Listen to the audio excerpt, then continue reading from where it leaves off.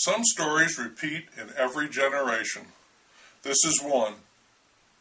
Imagine you're in a band, and you're working on this song in rehearsal. It's not an original, it's a cover, but it might as well be an original because very few people have heard it, especially young people. The way you play it, it's got a new, fresh sound, not like anything you've heard before. The singer brought it in. She's been listening to old blues and jazz singers, and she found this song. She likes it.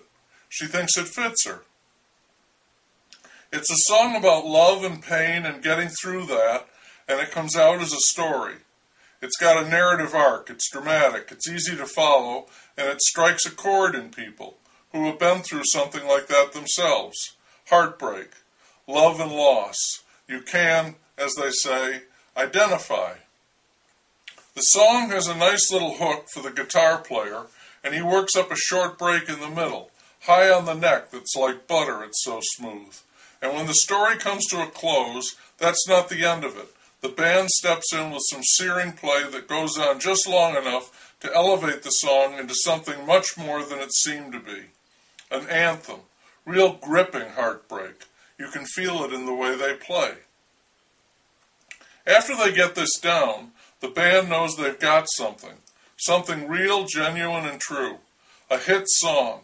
The vocals, the music, right down to the last note, locked and loaded. And they're excited. This is thrilling. Our culture specializes in providing cheap thrills. Entertainment, after all, is an industry. But this is the real thing. They took the same pleasure in this as deep-sea divers do in finding treasure under the sands at the bottom of the ocean. What are the odds? But there it is. The guitar player says, "This is going to be our golden platter." And they're absolutely sure about this. It can't miss. The confidence is surprising because they're not a big band. Not many people have heard of them. They manage to get on in small bars and clubs, and they start playing this song at the end of their first set. And it just kills, just like they knew it would. People stop doing all the things they normally do in bars and clubs, and they listen to the song. When it's over, they cheer and yell and holler, and some of them cry. Later that night, they'll start shouting for the band to sing that song. They want to hear it again. And when they go home, they remember that song. It sticks in your head. In this way, the band develops a following. Any place they play is always packed. The band records the song. They make a simple video to go with it. A friend helps them do it, and it gets played on the internet, and it blows up virtually overnight. Millions of hits. It's a sensation. Everyone is playing it. Immediately they're in demand. People want to hear the band that plays that song. It's a huge, huge hit. They hire a manager. He comes to them, and he books them into larger clubs and then arenas, and they play their song, and the crowds go nuts. They have other songs too, and they're well received, but the people just go crazy when they hear the introduction, the first note, to that one song.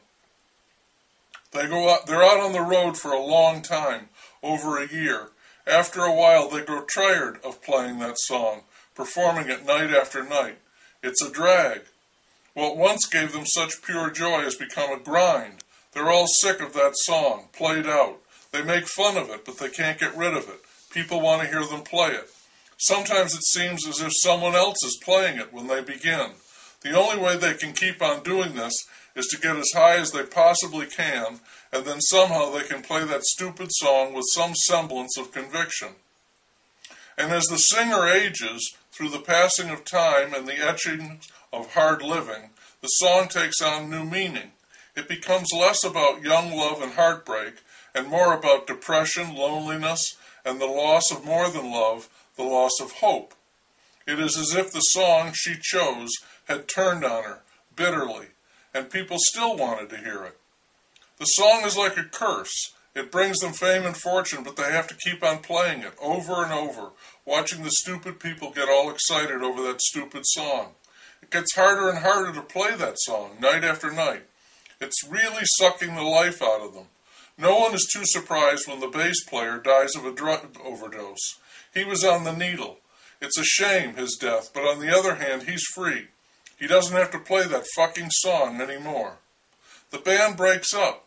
The drummer commits suicide, or possibly it was an accidental overdose.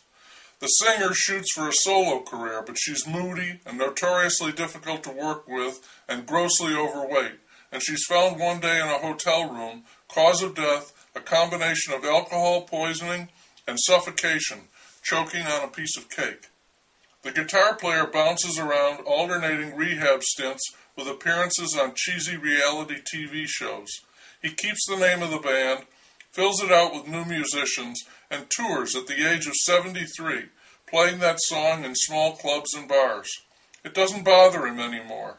It's almost soothing in a way, a tonic. It reminds him, vaguely, of another day. And it's a living. Besides, it's a damn good song.